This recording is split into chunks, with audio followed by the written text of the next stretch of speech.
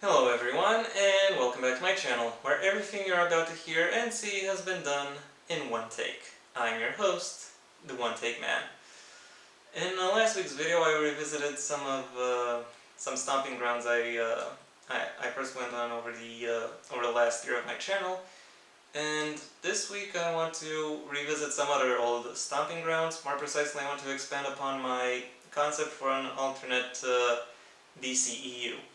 I already made a video about the first phase of this hypothetical alternate take, linked to that in the iCard above, and I also made a video on a potential alternate Justice League movie, linked to that also in the iCard above.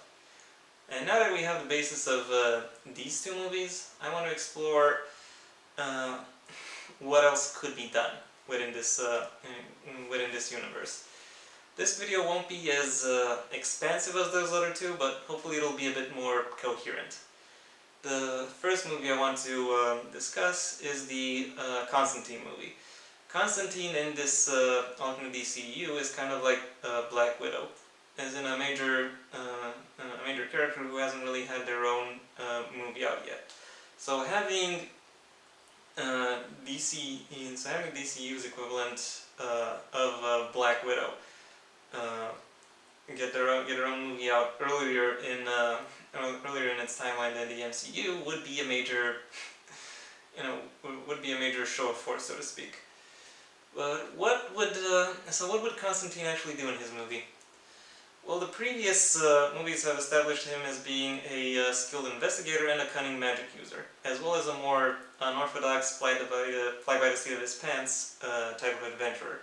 I want to expand upon that by making him a freelance magic events investigator who has to negotiate favors he owes to various other magic users within this world. The main plot of this movie will start when he is forced to take on a case, and as he starts investigating it, he finds out that this case is connected to various other cases he is also working on, all of which put together, not really function, but reveal a cover-up for someone's efforts to amass a superhuman militia.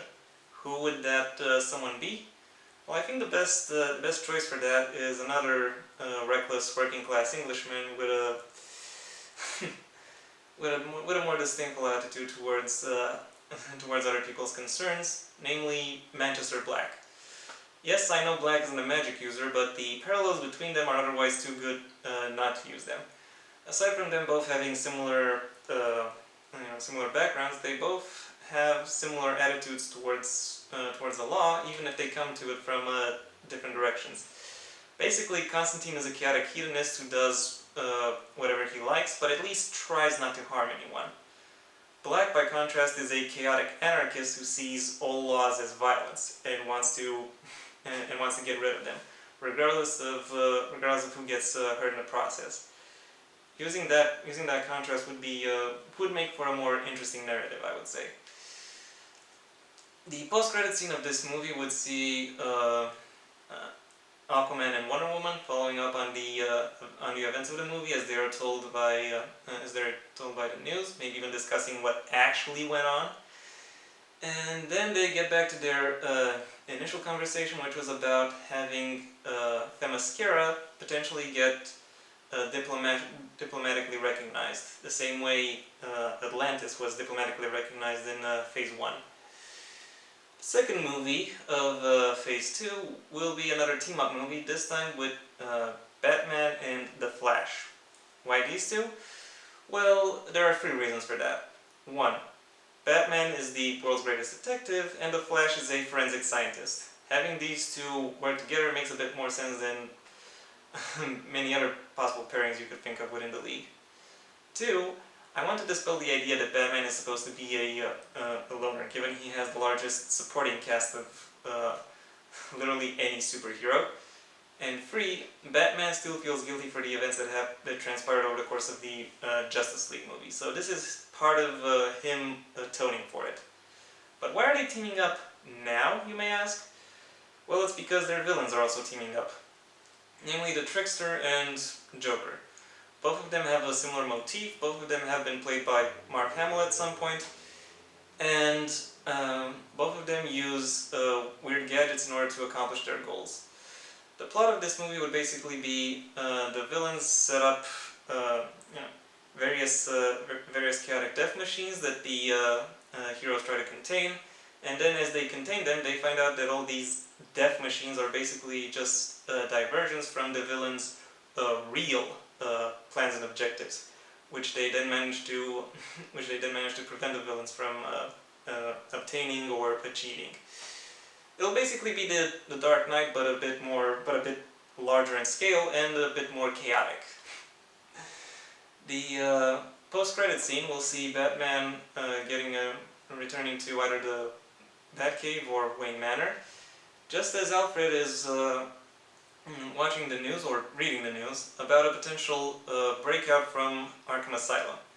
As soon as he finds that out, Batman calls up all of his supporting cast and tells him to meet him somewhere in the city, maybe the GCPD, in order to discuss a potential containment strategy, because, that's who Batman is.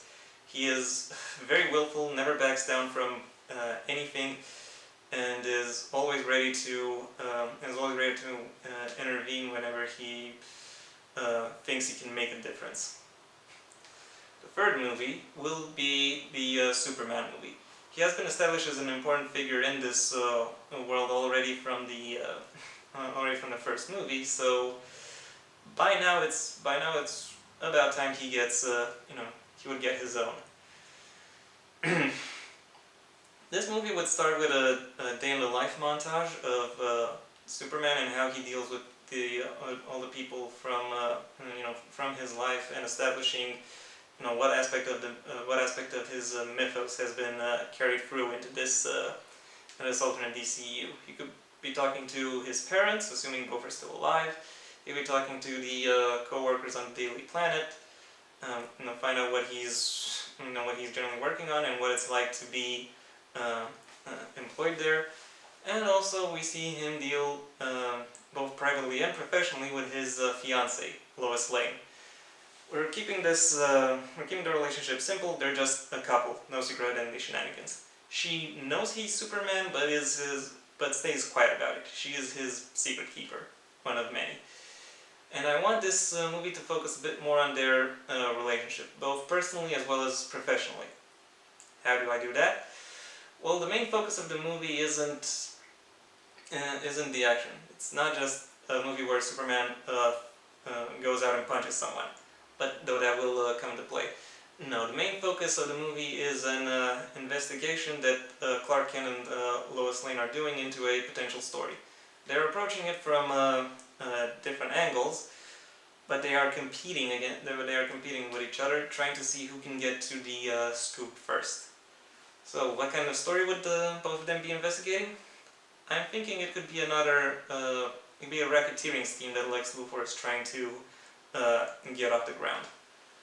Luthor, however, is smart enough to know that the Big Blue Boy Scout might be snooping around in his newest scheme, so he hires an enforcer, someone who could either counter or delay Superman, at least enough to where he can carry out his plans.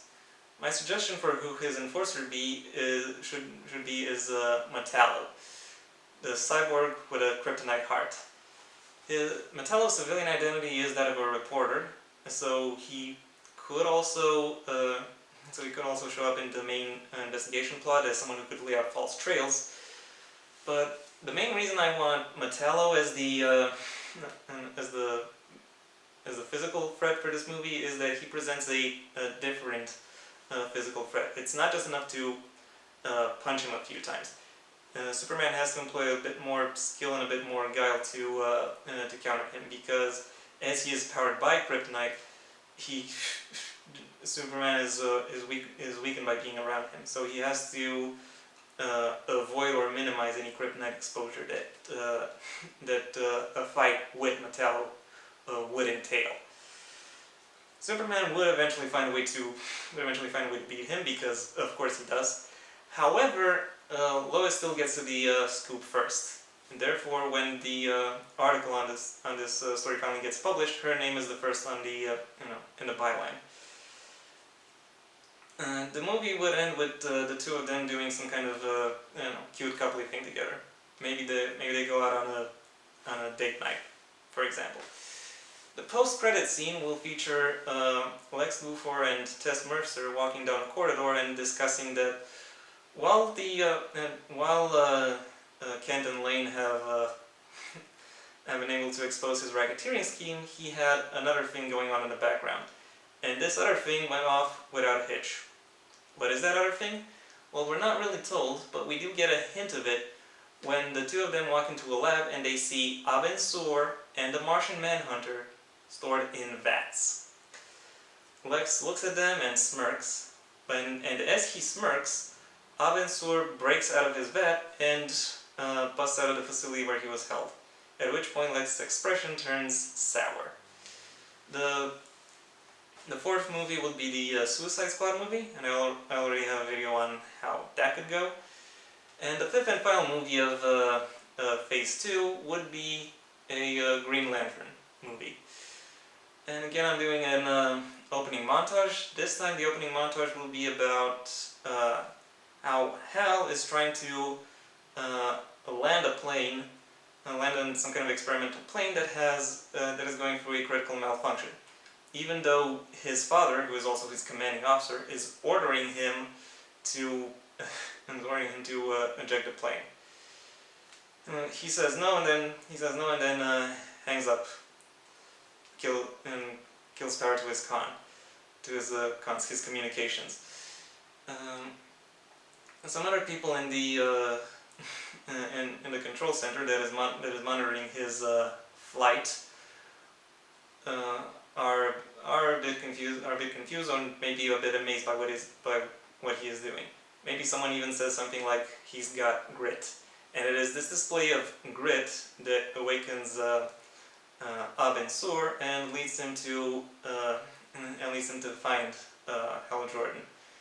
Hal, in the meantime, manages to land the plane somewhere in the wilderness. He is mentally and physically absolutely exhausted, and then he meets Abin Sur.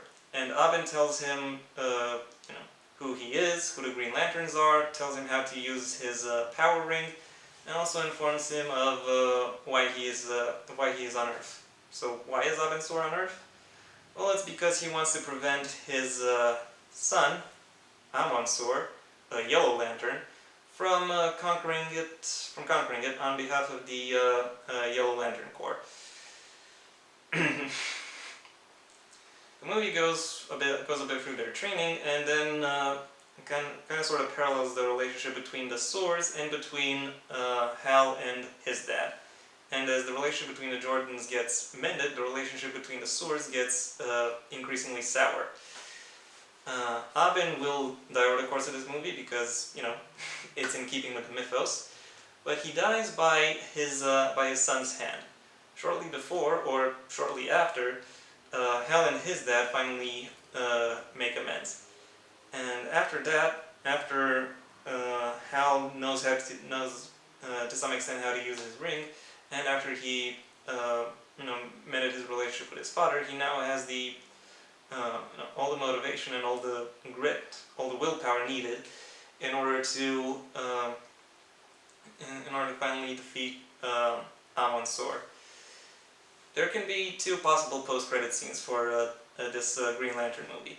First off is either Amon Sur or news of his defeat or death reaching Sinestro, thereby establishing him as a potential villain for a future movie.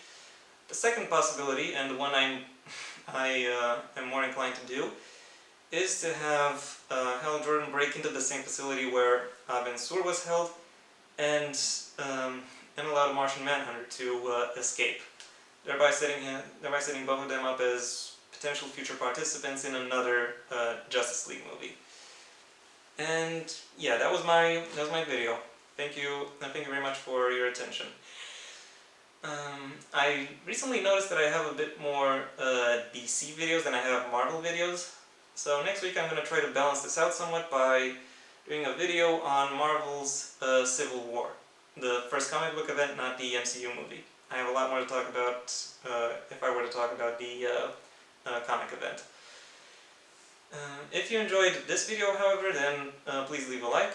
If you have anything you'd like to say, either about this video or about anything else connected to it, maybe give me suggestions for a potential for another potential Justice League movie, then in the comment section leave your input. And if you want to see when the next video comes out, then I suggest you go ahead and subscribe. Ideally, you should also ring the bell, so YouTube knows that it should notify you, if it pleases you. Until next time, I have been the One Take Man.